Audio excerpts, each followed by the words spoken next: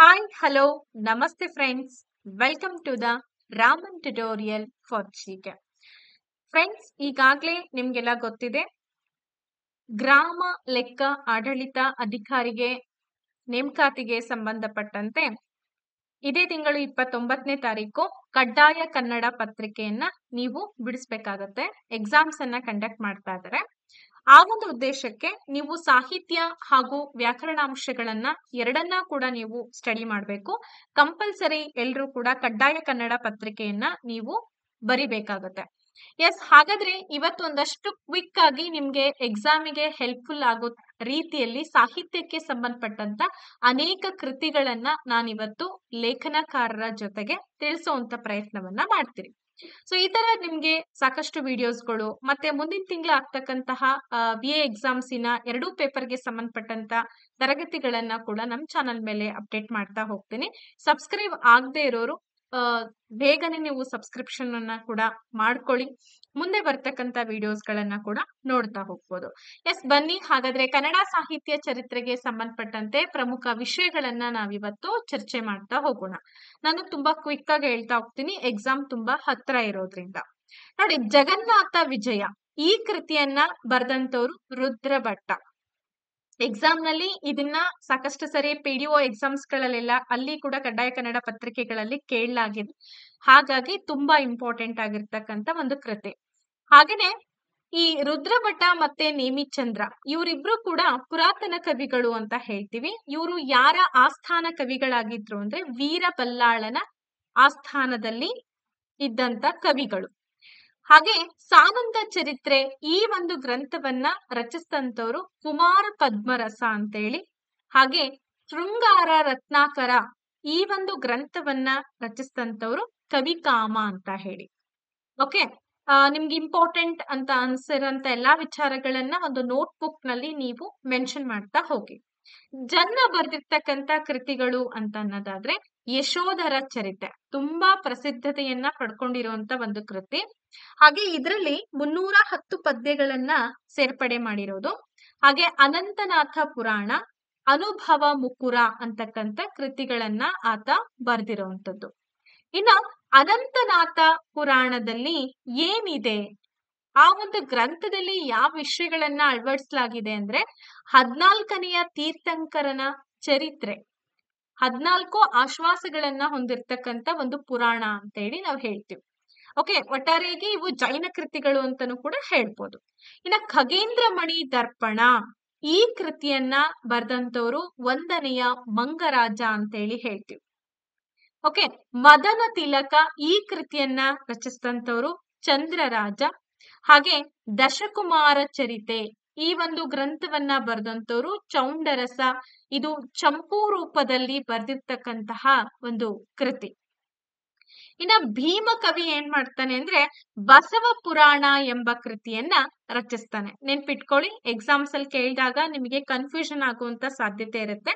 ನಾನು ಯಾವುದೇ ಆಪ್ಷನ್ಸ್ ಗಳನ್ನ ಇಲ್ಲಿ ತಗೊಂಡ್ ಬಂದಿಲ್ಲ, ನೇರವಾಗಿ ನಿಮಗೆ ತಿಳಿಸೋಂತ ಒಂದು ಪ್ರಯತ್ನ ಮಾಡ್ತಾ ಇದ್ದೀನಿ. ನೆಕ್ಸ್ಟ್, ಪದ್ಮನಾಂಕ ರಚಿಸಿರ್ತಕ್ಕಂತ ವಾರ್ಧಕ ಷಟ್ಪದಿಯಲ್ಲಿರುವಂತ ಕೃತಿ ಯಾವುದು ಅಂದ್ರೆ ಪದ್ಮರಾಜ ಪುರಾಣ. ನಿಮಗೆ ಪದ್ಮರಾಜ ಪುರಾಣ ಬರ್ದವ್ರು ಯಾರು ಅಂತಾನೂ ಕೂಡ ಕೇಳ್ಬೋದು, ಅಥವಾ ಅದು ಯಾವ ರೂಪದಲ್ಲಿ ಕಂಡುಬರುತ್ತೆ ಅಂತಾನೂ ಕೂಡ ಕೇಳ್ಬೋದು.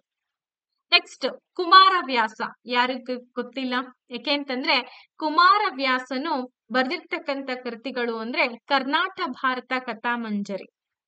ಓಕೆ, ಹಾಗೆ ಗದುಗಿನ ಭಾರತ ಈ ಕೃತಿಗಳನ್ನ ರಚಿಸಿದಂತ ಕೀರ್ತಿ ಯಾರಿಗೆ ಸಲ್ಲತ್ತೆ? ಕುಮಾರವ್ಯಾಸನಿಗೆ ಸಲ್ಲತ್ತೆ. ಇವರೆಲ್ಲರೂ ಕೂಡ ಆದಿಕವಿಗಳು ಅಂತ ಕರಿತಾ ಇದೀವಿ. ಇನ್ನ ಕರ್ಣನಿಂದ ಭಾರತವು ಕರ್ಣ ರಸಾಯನವಾಯಿತು ಈ ಮಾತನ್ನ ಅಥವಾ ಈ ನುಡಿಯನ್ನ ಹೇಳಿದಂತ ಕವಿ ಪಂಪ, ಆದಿಕವಿ ಪಂಪ ಅಂತೇಳಿ ಹೇಳ್ತೀವಿ. ಕುಮಾರವ್ಯಾಸನಿಗೆ ಒಂದು ಬಿರುದಿತ್ತು. ಸಾಮಾನ್ಯವಾಗಿ ನಾವೆಲ್ಲರೂ ಕೂಡ 10th ಒಳಗೆ ಓದಿದೀವಿ, ಅದು ಗೊತ್ತಿರುತ್ತೆ. ರೂಪಕ ಸಾಮ್ರಾಜ್ಯ ಚಕ್ರವರ್ತಿ ಅಂತಕ್ಕಂಥ ಬಿರುದನ್ನ ಪಡ್ಕೊಂಡಂತವನು ಕುಮಾರವ್ಯಾಸ. ಎಕ್ಸಾಮ್ ಅಲ್ಲಿ ಕೇಳಿದ್ರು ಅಂದ್ರೆ ನೆನ್ಪಲ್ಲಿ ಇಟ್ಕೊಳ್ಳಿ. ತೊರವೆ ರಾಮಾಯಣ ಗ್ರಂಥ ಇದು ಭಾಮಿನಿ ಷಟ್ಪದಿಯಲ್ಲಿ ಕಂಡ್ಬರ್ತಕ್ಕಂತ ಒಂದು ಗ್ರಂಥ. ಇದರ ಕರ್ತೃ ಯಾರು ಅಂದ್ರೆ ಕುಮಾರ ವಾಲ್ಮೀಕಿ. ನೋಡಿ, ಜೈಮಿನಿ ಭಾರತದ ಗ್ರಂಥವನ್ನ ರಚನೆ ಮಾಡಿದಂತವ್ರು ಯಾರು ಅಂದ್ರೆ ಲಕ್ಷ್ಮೀಶ. ಅಲ್ವಾ? ಸೊ ಇದನ್ನ ಯಾವುದರ ಒಂದು ರೆಫರೆನ್ಸ್ ಅಥವಾ ಯಾವುದರ ಒಂದು ಸಹಾಯದಿಂದ ರಚನೆ ಮಾಡಿದ್ದಾರೆ ಅಂದ್ರೆ ಜೈಮಿನಿ ರಚನೆ ಮಾಡಿದಂತಹ ಸಂಸ್ಕೃತದ ಜೈಮಿನಿ ಭಾರತ ಎಂಬ ಕೃತಿಯಿಂದ ಆಯ್ದುಕೊಂಡು ಅಲ್ಲಿರ್ತಕ್ಕಂಥ ವಿಚಾರಗಳನ್ನ ಲಕ್ಷ್ಮೀಶ ಕವಿ ಏನ್ ಮಾಡಿದಾನೆ ತನ್ನ ಜೈಮಿನಿ ಭಾರತ ಗ್ರಂಥದಲ್ಲಿ ರಚಿಸ್ತಾನೆ. ಲಕ್ಷ್ಮೀಶನಿಗಿದ್ದಂತಹ ಬಿರುದು ಯಾವುದು ಅಂತಂದ್ರೆ ಉಪಮಾಲೋಲ, ನಾದಲೋಲ, ಕರ್ನಾಟಕವಿ, ಚೂತವನ ಚೈತ್ರ. ಇದನ್ನ ಸಾಕಷ್ಟು ಬಾರಿ ಎಕ್ಸಾಮ್ಸ್ ಗಳಲ್ಲಿ KEA ಇಂದ ನಡೆಸ್ತಕ್ಕಂತ ಎಕ್ಸಾಮ್ಸ್ ಗಳಲ್ಲಿ ಕಡ್ಡಾಯ ಕನ್ನಡ ಪತ್ರಿಕೆಗಳಲ್ಲಿ ಇದನ್ನ ಕೇಳಿದ್ದಾರೆ. ಸೋ ದಟ್ ನೀವೆಲ್ಲರೂ ಕೂಡ ಅಲರ್ಟ್ ಆಗಿ ನೆನ್ಪಿಟ್ಕೊಳ್ಳಿ. ದಾಸಕೂಟದ ಮೂಲ ಪುರುಷರು ಯಾರು ಅಂದ್ರೆ ನರಹರಿ ತೀರ್ಥರು. ನೋಡಿ, ದಾಸರ ಕಾಲ ಬರುತ್ತೆ, ಸೊ ಅದರ ಮೂಲ ಪುರುಷರು ಅಂತ ಹೇಳಿ ನಾವು ನರಹರಿ ತೀರ್ಥರನ್ನ ಕರಿತಾ ಇದೀವಿ. ಹಾಗೆ ಶ್ರೀಪಾದರಾಯರು, ಇವರು ಕೂಡ ಶ್ರೇಷ್ಠ ದಾಸರಲ್ಲಿ ಒಬ್ರು. ಇವರ ದೇವರ ನಾಮಗಳು ಏನೇನಿದ್ವು ಅಂದ್ರೆ ಭ್ರಮರಗೀತೆ, ವೇಣುಗೀತೆ, ಗೋಪಿಗೀತೆ ಅಂತ ಹೇಳ್ಬೋದು. ದಾಸರೆಂದರೆ ಪುರಂದರ ದಾಸರಯ್ಯ, ಈ ಮಾತನ್ನ ಹೇಳ್ದಂತವ್ರು ಅಥವಾ ಹೊಗಳ್ದವ್ರು ಯಾರು ಅಂತಂದ್ರೆ ವ್ಯಾಸರಾಯರು.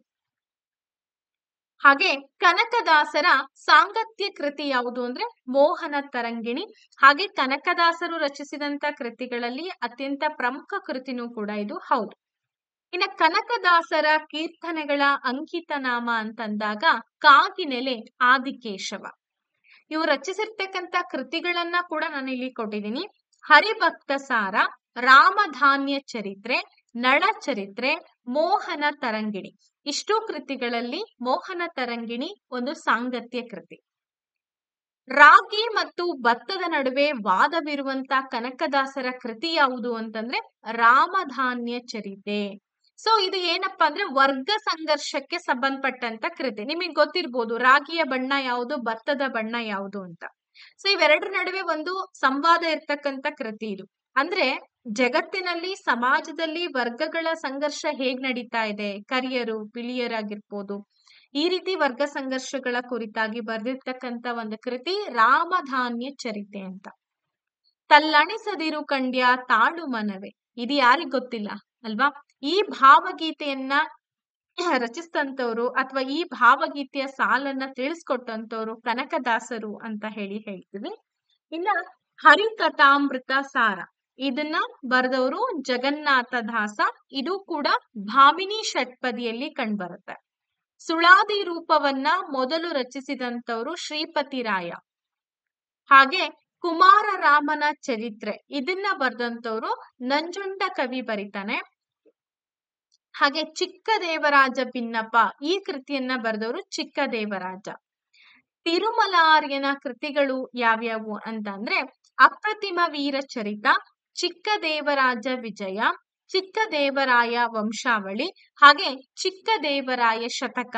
ಈ ಎಲ್ಲಾ ಕೃತಿಗಳನ್ನ ರಚನೆ ಮಾಡಿರೋದು ತಿರುಮಲ ಆರ್ಯ. ನೆಕ್ಸ್ಟ್ ಮತ್ತೊಂದು ಕೃತಿಯನ್ನ ನೋಡೋದಾದ್ರೆ ನಮ್ಮ ಕನ್ನಡದಲ್ಲಿ ಉಪಲಬ್ಧವಾಗಿರ್ತಕ್ಕಂಥ ಮೊಟ್ಟ ಮೊದಲ ನಾಟಕ ಅಂತಂದ್ರೆ ಸಿಂಗಾರಾರ್ಯ ಬರ್ದಿರ್ತಕ್ಕಂಥ ಮಿತ್ರವಿಂದ ಗೋವಿಂದ. ನೆನ್ಪಿಟ್ಕೊಳ್ಳಿ, ಇದನ್ನ ಸಾಕಷ್ಟು ಸಲ ಕೇಳಿದರೆ. ಜೊತೆಗೆ ನಿಮ್ಮ VAO ಎಕ್ಸಾಮ್ಸ್ ಅಲ್ಲಿ 100% ಈ ಕ್ವಶನ್ ಬಂದೇ ಬರುತ್ತೆ. ಸೊ ನೆನ್ಪಲ್ಲಿ ನೀವು ಇಟ್ಕೊಳ್ಳೇಬೇಕು. ಇನ್ನ ಹದಿಬದೆಯ ಧರ್ಮ, ಇದು ಯಾರಿಗ್ ಗೊತ್ತಿಲ್ಲ ಅಲ್ವಾ? ಸಂಚಿಯ ಹೊನ್ನಮ್ಮ ಬರ್ದಿರ್ತಕ್ಕಂಥ ಕೃತಿ. ಹೆಣ್ಣಿನ ಒಂದು ಧರ್ಮದ ಬಗ್ಗೆ, ಹೆಣ್ಣಿನ ಬಗ್ಗೆ ಬರ್ದಿರ್ತಕ್ಕಂಥ ಒಂದು ಕೃತಿ ಇದು. ಹೆಳವನಕಟ್ಟೆ ಗಿರಿಯಮ್ಮ ಬರೆದಿರ್ತಕ್ಕಂಥ ಕೃತಿಗಳು ಅಂತಂದ್ರೆ ಚಂದ್ರಹಾಸನ ಕತೆ, ಇದೊಂದು ಸಾಂಗತ್ಯ ಕೃತಿ. ಸೀತಾ ಕಲ್ಯಾಣ, ಉದ್ದಾಲಕನ ಕತೆ, ಹಾಗೆ ಭಕ್ತಿಯ ಹಾಡುಗಳು ಎಂಬ ಕೃತಿಗಳನ್ನ ಕೂಡ ಈಕೆ ರಚಿಸಿದಾಳೆ.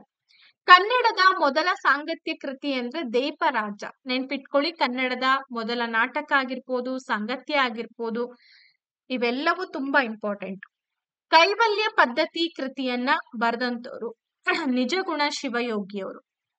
ಹಾಗೆ ಶಿವತತ್ವ ಚಿಂತಾಮಣಿಯನ್ನ ಬರೆದವರು ಲಕ್ಕಣ್ಣ ದಂಡೇಶ. ಸೊ ಈ ಶಿವತತ್ವ ಚಿಂತಾಮಣಿ ಯಾವ ಷಟ್ಪದಿಯಲ್ಲಿ ಬರುತ್ತೆ ಅಂದ್ರೆ ಇದು ವಾರ್ಧಕ ಷಟ್ಪದಿಯಲ್ಲಿ ಬರ್ತಕ್ಕಂತ ಒಂದು ಕೃತಿ.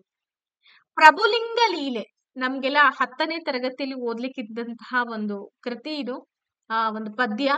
ಸೊ ಈ ಕೃತಿಯನ್ನ ರಚಿಸಿದಂತವ್ರು ಚಾಮರಸ ಕವಿ. ಹಾಗೆ ಈ ಪ್ರಭುಲಿಂಗ ಲೀಲೆಯಲ್ಲಿರ್ತಕ್ಕಂಥ ಛಂದಸ್ಸಿನ ಪ್ರಕಾರ ಯಾವುದು ಅಂದ್ರೆ ಇದು ಭಾಮಿನಿ ಷಟ್ಪದಿಯಲ್ಲಿ ಕಂಡುಬರುತ್ತೆ. ನೀವು ನೋಡಿ ವ್ಯಾಕರಣ ಅಂಶಗಳನ್ನ ಪ್ರತಿಯೊಂದು ವ್ಯಾಕರಣ ಅಂಶ ತಿಳ್ಕೋಬೇಕು. ದ್ವಿರುಕ್ತಿಗಳಾಗಿರ್ಬಹುದು, ತತ್ಸಮ ತದ್ಭವ ಪದಗಳಾಗಿರ್ಬೋದು, ಎಲ್ಲವನ್ನ ತಿಳ್ಕೋಬೇಕಾಗತ್ತೆ. ಯಾಕೆಂತಂದ್ರೆ ನಿಮ್ಗೆ ಕಡ್ಡಾಯ ಕನ್ನಡದಲ್ಲಿ 50 ಅಂಕಗಳನ್ನ ತೆಗೆದುಕೊಳ್ಳೋದು ತುಂಬಾ ಇಂಪಾರ್ಟೆಂಟ್ ಆಗಿರುತ್ತೆ. ಸೊ ಹಾಗಾಗಿ ಅಲ್ಲಮ ಪ್ರಭುವಿನ ಚರಿತ್ರೆಯನ್ನ ಮೊಟ್ಟ ಮೊದಲು ಬರೆದಂತವ್ರು ಅಂದ್ರೆ ಹರಿಹರ ಕವಿ. ಅಲ್ಲಮನ ಬಗ್ಗೆ ಬರೆದಿರುವ ಹರಿಹರನ ಕೃತಿ ಯಾವುದು ಅಂದ್ರೆ ಪ್ರಭುದೇವರಗಳೆ ಅಂತ ಹೇಳಿ. ಚನ್ನಬಸವ ಪುರಾಣ ಕೃತಿಯ ಕರ್ತೃ ವಿರೂಪಾಕ್ಷ ಪಂಡಿತ. ಶಬರಶಂಕರ ವಿಳಾಸ ಈ ಕೃತಿಯನ್ನ ಬರೆದಂತವ್ರು ಷಡಕ್ಷರ ದೇವ ಅಂತ ಹೇಳ್ತೀವಿ. ಇನ್ನ ಷಡಕ್ಷರ ದೇವ ಬರೆದಿರ್ತಕ್ಕಂತ ಇನ್ನು ಅನೇಕ ಕೃತಿಗಳಿದೆ. ಸೊ ಯಾವ್ಯಾವು ಅಂತಂದ್ರೆ ನಿಮ್ಗೆಲ್ಲ ಗೊತ್ತಿದೆ, ಋಷಭೇಂದ್ರ ವಿಜಯ. ಸೊ ಇದೊಂದು ಚಂಪು ಗ್ರಂಥ. ಹಾಗೆ ಬಸವೇಶ್ವರರ ಚರಿತ್ರೆ ಇರ್ತಕ್ಕಂತ ಒಂದು ಕೃತಿ ಇದೆ, ಅದನ್ನ ರಾಜಶೇಖರ ವಿಲಾಸ ಅಂತ ಹೇಳಿ ಕರಿತಾ ಇದೀವಿ, ನೆನ್ಪಿಟ್ಕೊಳ್ಳಿ. ಬಸವಣ್ಣನವರ ಅಥವಾ ಬಸವೇಶ್ವರರ ಚರಿತ್ರೆ ಇರ್ತಕ್ಕಂಥ ಗ್ರಂಥ ಷಡಕ್ಷರ ದೇವಂದ್ ಯಾವುದು ಅಂದ್ರೆ ರಾಜಶೇಖರ ವಿಲಾಸ. ಎಕ್ಸಾಮ್ ನಲ್ಲಿ ನಿಮ್ಗೆ ಈ ರಾಜಶೇಖರ ವಿಲಾಸದ ಬಗ್ಗೆ ಸಾಕಷ್ಟು ಬಾರಿ ರಿಪೀಟ್ ಕ್ವಶನ್ಸ್ ಅನ್ನ ಕೇಳಿದ್ದಾರೆ. ಇನ್ನು 44ನೇ ಅಂಶ ಬಂದ್ಬಿಟ್ಟು ರತ್ನಾಕರ ವರ್ಣಿಯ ಕೃತಿಗಳು ಯಾವ್ದ್ಯಾವ್ದು ನೆನ್ಪಲ್ಲಿರ್ಲಿ. ಸೊ ರತ್ನಾಕರ ವರ್ಣಿ ರಚಿಸಿರ್ತಕ್ಕಂಥ ಕೃತಿಗಳು ಅಂತಂದಾಗ ತ್ರಿಲೋಕ ಶತಕ, ಅಪರಾಜಿತೇಶ್ವರ ಶತಕ, ರತ್ನಾಕರಾದೀಶ್ವರ ಶತಕ, ಭರತೇಶ ವೈಭವ. ಸೊ ಇದೆಲ್ಲದಕ್ಕಿಂತಲೂ ಕೂಡ ಭರತೇಶ ವೈಭವ ಕೃತಿ ಬಹಳ ಪ್ರಸಿದ್ಧತೆಯನ್ನ ಪಡ್ಕೊಂಡಂತ ಒಂದು ಕೃತಿ ರತ್ನಾಕರ ವರ್ಣಿದು. ಇನ್ನ ನೆಕ್ಸ್ಟ್ ಬರೋದಾದ್ರೆ ಶೂರಸೇನ ಚರಿತ್ರೆ ಅಂತ ಇದೆ. ಈ ಶೂರಸೇನ ಚರಿತ್ರೆ ಇದನ್ನ ಏನಂತ ಹೇಳ್ತೀವಿ ಅಂತಂದ್ರೆ ಶೇಕ್ಸ್ಪಿಯರ್ ಅಂದ್ರೆ ನಮ್ಮ ಇಂಗ್ಲಿಷ್ ಸಾಹಿತ್ಯದಲ್ಲಿ ಬರ್ತಕ್ಕಂತ ಅತಿ ಶ್ರೇಷ್ಠ ಒಬ್ಬ ಕವಿ, ನಾಟಕಕಾರ, ನಾವೆಲಿಸ್ಟ್ ಅಂತಾನೆ ಹೇಳ್ಬೋದು ಶೇಕ್ಸ್ಪಿಯರ್. ಸೊ ಈತ ಒಂದು ಒಥೆಲೋ ಅಂತಕ್ಕಂತ ಒಂದು ನಾಟಕವನ್ನ ರಚನೆ ಮಾಡ್ತಾನೆ. ಒಂದು ಸಾಮಾಜಿಕ ಒಂದು ಪಾಲಿಟಿಕಲ್ ನಾಟಕ ಅಂತಾನೆ ಹೇಳ್ಬೋದು. ಇದು ರಾಜಕೀಯ ನಾಟಕ. ಈ ಒಥೆಲೋ ನಾಟಕದ ಅನುವಾದ ಗ್ರಂಥ ಅಥವಾ ನಾಟಕ ಅಂತ ಹೇಳಿ ಕರಿಬಹುದು. ಇದು ಶೂರಸೇನ ಚರಿತ್ರೆ. ಅಭಿನವ ಕಾಳಿದಾಸ ಈ ಬಿರುದನ್ನ ಪಡೆದಂತವ್ರು ಬಸವಪ್ಪ ಶಾಸ್ತ್ರಿ. ಇದನ್ನಂತೂ ಬಹಳಷ್ಟು ಸಲ KPSC ಎಕ್ಸಾಮ್ಸ್ ಗಳಲ್ಲಿ ಕೇಳಿದರೆ, ಈಗ್ಲೂ ಕೂಡ ಕೇಳಬಹುದು, ನೆನ್ಪಿಟ್ಕೊಳ್ಳಿ. ಇವತ್ತು ನಾನು ಮಾಡಿರೋಂತ ವಿಡಿಯೋದಲ್ಲಿ ನಿಮಗೆ ಒಂದು ಡ್ಯಾಮ್ ಶೋರ್ ಹೇಳ್ಬೋದು, ಮ್ಯಾಕ್ಸಿಮಮ್ ಕ್ವಶನ್ಸ್ ಗಳು ನಿಮ್ಗೆ ಎಕ್ಸಾಮ್ಸ್ ಅಲ್ಲಿ ಬಂದೇ ಬರುತ್ತೆ. ಓಕೆ. ಇನ್ನ ಮುದ್ರಾ ಮಂಜೂಷ ಈ ಗ್ರಂಥವನ್ನ ಬರೆದಂತವ್ರು ಕೆಂಪು ನಾರಾಯಣ ಕವಿ. ಹಾಗೆ ಮುದ್ದಣ್ಣನ ಮೂಲ ಹೆಸರು ಅಂತ ಬಂದಾಗ ನಂದಳಿಕೆ ಲಕ್ಷ್ಮೀನಾರಾಯಣ. ಹಾಗಾದ್ರೆ ಮುದ್ದಣ್ಣ ಕವಿ ಬರೆದಿರ್ತಕ್ಕಂತ ಗ್ರಂಥಗಳು ಅಂದ್ರೆ ರತ್ನಾವತಿ ಕಲ್ಯಾಣ, ಕುಮಾರ ವಿಜಯ, ಅದ್ಭುತ ರಾಮಾಯಣ, ರಾಮ ಪಟ್ಟಾಭಿಷೇಕ, ರಾಮಾಶ್ವಮೇಧ, ಗೋದಾವರಿ. ಸೊ ಇವೆಲ್ಲವೂ ಕೂಡ ಮುದ್ದಣ್ಣ ಕವಿ ಬರೆದಿರ್ತಕ್ಕಂತ ಪ್ರಮುಖ ಕೃತಿಗಳು. ಇನ್ನ ರಾಮ ಪಟ್ಟಾಭಿಷೇಕಕ್ಕೆ ಆಖರ ಗ್ರಂಥ ಇದೆ, ಅದು ಯಾವುದು ಅಂದ್ರೆ ಪದ್ಮ ಪುರಾಣದಲ್ಲಿರ್ತಕ್ಕಂಥ ಶೇಷ ರಾಮಾಯಣ ಅಂತಕ್ಕಂಥ ಒಂದು ಗ್ರಂಥವನ್ನ ಆಧಾರವಾಗಿಟ್ಕೊಂಡು ರಾಮ ಪಟ್ಟಾಭಿಷೇಕ ಅಂತಕ್ಕಂಥ ಗ್ರಂಥವನ್ನ ಮುದ್ದಣ್ಣ ಕವಿ ಬರೀತಾರೆ. ಸರಿನಾ? ನೆಕ್ಸ್ಟ್ ನಾವು ನೋಡೋದಾದ್ರೆ ಇನ್ನ ಕವಿರಾಜ ಮಾರ್ಗಕಾರ ಹೆಸರಿರ್ತಕ್ಕಂಥ ಕನ್ನಡದ ಪ್ರಸಿದ್ಧ ಗದ್ಯ ಕವಿಗಳು ಯಾರ್ಯಾರು ಅಂದ್ರೆ ವಿಮಳೋದಯ, ನಾಗಾರ್ಜುನ ಕವಿ, ದುರ್ವಿನೀತ, ಹಾಗೆ ಜಯಬಂಧು ಕವಿ. ಇನ್ನೊಂದು ಸಂಸ್ಕೃತದಲ್ಲಿ ಬರೆದಿರ್ತಕ್ಕಂಥ ಒಂದು ಅತಿ ಶ್ರೇಷ್ಠ ಕೃತಿ ಅಂದ್ರೆ ಕಿರಾತಾರ್ಜುನೀಯಂ ಅಂತ ಹೇಳ್ತೀವಿ. ಇದನ್ನ ಬರೆದವರು ಭಾರವಿ ಕವಿ. ಶೃಂಗಾರ ಶತಕ ಈ ಗ್ರಂಥವನ್ನ ರಚಿಸಿರ್ತಕ್ಕಂಥ ಕವಿ ಬಂದು ಭೋಜ ಕವಿ ಅಂತ ಹೇಳ್ತೀವಿ. ಇನ್ನ ಉತ್ತರ ಪುರಾಣ ಗ್ರಂಥವನ್ನ ರಚನೆ ಮಾಡಿರ್ತಕ್ಕಂಥ ಲೇಖಕರು ಅಂದ್ರೆ ಗುಣಭದ್ರಾಚಾರ್ಯ. ಪೊನ್ನನಿಗೆ ಆಶ್ರಯ ನೀಡಿದಂತಹ ದೊರೆ ನಮ್ಮ ಕನ್ನಡ ನಾಡನ್ನ ಆಳ್ವಿಕೆ ಮಾಡಿದಂತ ಮತ್ತೊಂದು ಬಲಿಷ್ಠ ರಾಜ ಮನೆತನ ರಾಷ್ಟ್ರಕೂಟ ಮನೆತನ. ಸೊ ರಾಷ್ಟ್ರಕೂಟ ದೊರೆಯಾದಂತ 3ನೇ ಕೃಷ್ಣನ ಆಶ್ರಯದಲ್ಲಿ ಪೊನ್ನ ಕವಿ ಇದ್ದ. ಇನ್ನ ಚಾವುಂಡರಾಯ. ಸೊ ಚಾವುಂಡರಾಯ ಯಾರು ಅನ್ನೋದು ನಿಮಗೆ ಗೊತ್ತಿದೆ, ಗಂಗಾ ಸಾಮ್ರಾಜ್ಯದಲ್ಲಿ ಮಂತ್ರಿ ಸ್ಥಾನವನ್ನ ವಹಿಸ್ಕೊಂಡಿದ್ದ ಅಲ್ವಾ. ಸೊ ಚಾವುಂಡರಾಯ ರಚಿಸಿರ್ತಕ್ಕಂತ ಕೃತಿ ಬಂದು ಚಾವುಂಡರಾಯ ಪುರಾಣ ಅಂತ ಹೇಳ್ತೀವಿ. ಈತನಿಗೆ ಆಶ್ರಯ ನೀಡಿದವರು ಗಂಗಾ ದೊರೆಯಾದಂತ ರಾಚಮಲ್ಲ ಓಕೆ. ಇನ್ನ ನೇಮಿನಾಥ ಪುರಾಣವನ್ನ ಬರೆದಂತವ್ರು ಪಂಪ, ಪೊನ್ನ, ರನ್ನ ಮೂರು ಜನನು ಕೂಡ ನೇಮಿನಾಥ ಪುರಾಣವನ್ನ ಬರೀತಾರೆ. ರಕ್ತತ್ರಯರಲ್ಲಿ ಪೊನ್ನ ಎರಡನೇವನು, ಇನ್ನ ಪಂಪ ಮೊದಲನೇವನು, ಪೊನ್ನ ಎರಡನೇವನು, ರನ್ನ ಮೂರನೇವನು. ಇದನ್ನ ಸಾಕಷ್ಟು ಬಾರಿ ನಿಮಗೆ ಗುರ್ಸ್ಲಿಕ್ಕೂ ಕೂಡ ಹೇಳಿದ್ದಾರೆ. ದಾನ ಚಿಂತಾಮಣಿ ಅಂತಕ್ಕಂತ ಬಿರುದನ್ನ ಪಡ್ಕೊಂಡವಳು ಅತ್ತಿಮಬ್ಬೆ. ಪೊನ್ನನ ಶಾಂತಿ ಪುರಾಣದ 1000ಕ್ಕಿಂತಲೂ ಹೆಚ್ಚು ಪ್ರತಿಗಳನ್ನ ಬರೆಸಿ ಹಂಚಿದವಳು ಯಾರು ಅಂತಂದ್ರೆ ಅತ್ತಿಮಬ್ಬೆ ಅಂತ ಹೇಳಿ ಹೇಳ್ತೀವಿ. ನೆಕ್ಸ್ಟ್ ದಶಕುಮಾರ ಚರಿತೆಯನ್ನ ಬರೆದಂತವ್ರು ಚೌಂಡರಸ. ಬಸವ ಪುರಾಣದ ಆಖರ ಗ್ರಂಥ ಯಾವುದು ಅಂದ್ರೆ ಪಾಲ್ಕುರಿಕೆ ಸೋಮನಾಥ. ಇದು ತೆಲುಗಿನಲ್ಲಿ ಇರ್ತಕ್ಕಂತ ಒಂದು ಬಸವ ಪುರಾಣ ಅಂತ ಹೇಳ್ಬೋದು. ವಡ್ಡಾರಾಧನೆ ನಂತರದ ಕೃತಿ ಅಂದ್ರೆ ಚಾವುಂಡರಾಯ ಪುರಾಣ. ಇದನ್ನ ಯಾರು ಬರೀತಾರೆ ಅಂತ ಹೇಳಿದ್ರೆ ಚಾವುಂಡರಾಯ ಬರೀತಾನೆ. ಗಂಗರ ಮಂತ್ರಿಯಾದಂತ ಚಾವುಂಡರಾಯ ಬರೀತಾರೆ. ಇನ್ನ 1ನೇ ನಾಗವರ್ಮ ಒಂದು ಕೃತಿಯನ್ನ ರಚಿಸ್ತಾನೆ, ಕರ್ನಾಟಕ ಕಾದಂಬರಿ ಅಂತ. ಸೊ ಇದು ಯಾವ ಆಧಾರದ ಮೇಲೆ, ಯಾವ ರೆಫರೆನ್ಸ್ ಬುಕ್ ಇಟ್ಕೊಂಡು ಆತ ರಚನೆ ಮಾಡ್ದ ಅಂದ್ರೆ ಬಾಣ ಸಂಸ್ಕೃತಿ ಕಾದಂಬರಿಯ ಆಧಾರವನ್ನ ಇಟ್ಕೊಂಡು ಆತ ಕರ್ನಾಟಕ ಕಾದಂಬರಿ ಅಂತಕ್ಕಂಥ ಗ್ರಂಥವನ್ನ ರಚಿಸ್ತಾನೆ. ಇನ್ನ ದುರ್ಗಸಿಂಹ ಯಾರಿಗ್ ಗೊತ್ತಿಲ್ಲ? ಗೊತ್ತಿದೆ. ಸೊ ದುರ್ಗಸಿಂಹ ರಚಿಸಿದಂತ ಪಂಚತಂತ್ರ, ಕನ್ನಡದಲ್ಲಿ ಪಂಚತಂತ್ರ ಗ್ರಂಥ ಇದೆ. ಸೊ ಇದಕ್ಕೆ ಆಖರ ಗ್ರಂಥ ಯಾವುದು ಅಂದ್ರೆ ವಸುಭಾಗ ಭಟ್ಟನ ಪಂಚತಂತ್ರ. ಇದು ಸಂಸ್ಕೃತದಲ್ಲಿರ್ತಕ್ಕಂತ ಒಂದು ಕೃತಿ. ನಾಗಚಂದ್ರನ ರಾಮಾಯಣಕ್ಕೆ ಆಖರ ಗ್ರಂಥ ಯಾವುದು ಅಂದ್ರೆ ಪ್ರಾಕೃತ ಮೂಲದ ವಿಮಲಸೂರಿ ಪೌಮಚರ್ಯ ಅಂತ ಹೇಳಿ. ಸೊ ಇದು ಏನಪ್ಪಾ ಅಂದ್ರೆ ನಾಗಚಂದ್ರ ರಚಿಸಿರ್ತಕ್ಕಂಥ ರಾಮಾಯಣ ಕೃತಿಗೆ ಆಖರ ಗ್ರಂಥ ಅಂತ ಹೇಳ್ತೀವಿ. ಅಕ್ಕನ ವಚನಗಳ ಭಾವ ಹೇಗಿತ್ತು? ಅಕ್ಕ ಮಹಾದೇವಿ ನಿಮ್ಗೆಲ್ಲ ಗೊತ್ತಿದೆ. 12ನೇ ಶತಮಾನದಲ್ಲಿ ಬಂದಂತ ಅನೇಕ ಶಿವಶರಣೆಯರು. ಸೊ ಅದರಲ್ಲಿ ಅಕ್ಕ ಮಹಾದೇವಿ ಅತ್ಯಂತ ಭಕ್ತಿ ಭಾವದಿಂದ ಚನ್ನಮಲ್ಲಿಕಾರ್ಜುನನನ್ನ ಪೂಜಿಸ್ತಾ ಇದ್ರು. ಸೊ ಇವರ ಭಾವ ಹೇಗಿತ್ತು, ಅವರ ವಚನಗಳ ಭಾವ ಹೇಗಿತ್ತು ಅಂದ್ರೆ ಸತಿಪತಿಯ ಭಾವ, ಶರಣ ಸತಿ ಲಿಂಗಪತಿ ಅಂತಕ್ಕಂಥ ಒಂದು ಭಾವವನ್ನ ಇಟ್ಕೊಂಡಿದ್ರು. ಅಕ್ಕನ ಪ್ರಸಿದ್ಧ ಕೃತಿ ಯೋಗಾಂಗ ತ್ರಿವಿಧಿ. ಸೊ ಇದು ತ್ರಿಪದಿಯಲ್ಲಿ ಕಂಡುಬರುತ್ತೆ. 3 ಸಾಲುಗಳುಳ್ಳಂತಹ ಪದ್ಯವನ್ನ ತ್ರಿಪದಿ ಅಂತ ಕರೀತಾರೆ. ಗಿರಿಜಾ ಕಲ್ಯಾಣ ಏನಿದೆ ಇದು ಚಂಪು ಗ್ರಂಥ. ಇದನ್ನ ರಚಿಸಿದಂತವ್ರು ಹರಿಹರ. ನೋಡಿ ನೆಕ್ಸ್ಟ್ ಇದು ಜನ್ನನ ಶಾಂತಿ ಪುರಾಣದ ಮತ್ತೊಂದು ಕೃತಿ ಯಾವುದು ಅಂದ್ರೆ ಪುರಾಣ ಚೂಡಾಮಣಿ ಅಂತ ಹೇಳಿ ಹೇಳ್ತೀವಿ. ತ್ರಿಪುರ ದಹನ ಸಾಂಗತ್ಯ ಕೃತಿಯನ್ನ ಬರೆದಂತವ್ರು ಶಿಶುಮಾಯಣ ಅಂತ ಹೇಳಿ. ನೆಕ್ಸ್ಟ್ ಬರೋದಾದ್ರೆ ಪುರಂದರದಾಸರ ಮೊದಲ ಹೆಸರು ಬಂದ್ಬಿಟ್ಟು ಶ್ರೀನಿವಾಸ ನಾಯಕ ಅಂತ ಹೇಳಿ ಬರ್ದಿಟ್ಕೊಳ್ಳಿ ಅಥವಾ ನೋಟ್ ಮಾಡ್ಕೊಳ್ಳಿ, ತುಂಬಾ ಇಂಪಾರ್ಟೆಂಟ್. ಕೀರ್ತನೆ ಅಂದ್ರೆ ಏನು? ಮೆಲ್ವಾಡು, ಪಾಡು, ಭಜನೆ ಎಂಬ ಅರ್ಥವನ್ನ ಕೊಡುತ್ತೆ. ಹಾಗೆ ಸಮನಾರ್ಥಕ ಪದಗಳು, ಪರ್ಯಾಯ ಪದಗಳ ಬಗ್ಗೆನೂ ಕೂಡ ನೀವು ಸ್ಟಡೀಸ್ ಮಾಡ್ಬೇಕು. ಸಾಧ್ಯವಾದ್ರೆ ನಾಳಿನ ವಿಡಿಯೋದಲ್ಲಿ ನಿಮಗೆ ಸಮನಾರ್ಥಕ ಪದಗಳು, ವಿರುದ್ಧಾರ್ಥಕ ಪದಗಳು, ಪರ್ಯಾಯ ಪದಗಳು ಇವನ್ನೆಲ್ಲವನ್ನ ಒಂದೇ ವಿಡಿಯೋದಲ್ಲಿ ಹೇಳುವಂತ ಪ್ರಯತ್ನ ಮಾಡ್ತೀನಿ. ಪ್ರತಿಯೊಬ್ರು ಕೂಡ ಕಾಮೆಂಟ್ ಅನ್ನ ಹಾಕ್ಬೇಕು, ಈ ತರ ವಿಡಿಯೋಸ್ಗಳು ಬೇಕು ಅನ್ನೋದಾದ್ರೆ. ಇಲ್ಲ ಬೇಡ ಮೇಡಮ್ ಅಂತಂದ್ರೆ ಕಮೆಂಟ್ ಹಾಕ್ಬೇಡಿ. ಶಬ್ದಾನುಶಾಸನ ಈ ಗ್ರಂಥವನ್ನ ಬರೆದವರು ಭಟ್ಟಾಕಳಂಕ. ಹೊಸಗನ್ನಡದ ಮುಂಗೋಳಿ ಬರೆದಂತವ್ರು ಮುದ್ದಣ್ಣ. ಮುದ್ದಣ್ಣನ ಕೊನೆಯ ಕಾವ್ಯ ಬಂದ್ಬಿಟ್ಟು ರಾಮಾಶ್ವಮೇಧ ಅಂತ ಹೇಳ್ತೀವಿ. ಆದಿಪುರಾಣ ಒಳಗೊಂಡಿರ್ತಕ್ಕಂತ ವಸ್ತು ವಿಷಯ ಯಾವುದು ಅಂತಂದ್ರೆ ಆದಿ ತೀರ್ಥಂಕರರ ವೃಷಭದೇವನ ಜೀವನ ಕಥೆ. ನೋಡಿ ಆದಿಪುರಾಣ ಇದ್ರಲ್ಲಿ ಏನಿದೆ ಅಂತಂದ್ರೆ ಆದಿ ತೀರ್ಥಂಕರು, ಮೊದಲನೇ ತೀರ್ಥಂಕರರಾಗಿರ್ತಕ್ಕಂಥ ವೃಷಭದೇವನ ಜೀವನ ಕಥೆಯೇ ಆದಿಪುರಾಣ. ಕವಿರಾಜ ಮಾರ್ಗದಲ್ಲಿ ಚರ್ಚೆ ಆಗಿರ್ತಕ್ಕಂಥ ವಿಷಯಗಳು ಯಾವ್ಯಾವು ಅಂದ್ರೆ ಕನ್ನಡ ನಾಡು ನುಡಿಯ ಪ್ರೇಮ, ಕನ್ನಡಿಗರ ವೀರ ಶೌರ್ಯರ ಒಂದು ಶೌರ್ಯದ ಗುಣಗಾನದ ಬಗ್ಗೆ ಕವಿರಾಜ ಮಾರ್ಗದಲ್ಲಿ ಇರ್ತಕ್ಕಂಥ ವಿಚಾರಗಳು.